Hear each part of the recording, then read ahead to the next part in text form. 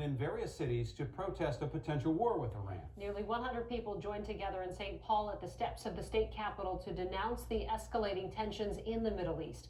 Fox 9's Christina Palladino here with more on that. Christina?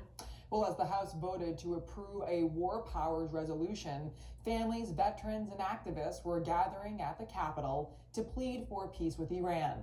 This is the second week in a row that the Twin Cities was one of dozens of locations where protests were organized across the country.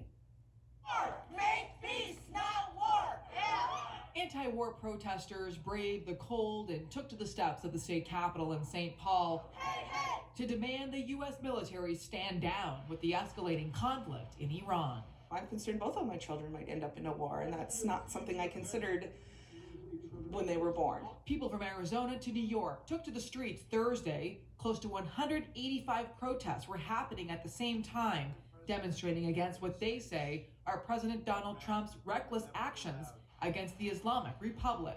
We cannot allow this to happen. This administration is trying to ignore the separation of powers. The protests come less than a week after the United States killed Iranian General Qasem Soleimani, and 2 days after Iran struck Iraqi sites housing U.S. military and retaliatory missile strikes. Some veterans who fought in Vietnam and the Gulf War decided to protest at the Capitol because they fear history is repeating itself. All these wars have been, it's nothing but an endless string of lies. And organizers of the protests across the country have demanded they be nonviolent and to de-escalate any potential confrontation with those in attendance who disagree. Kelsey? Thanks,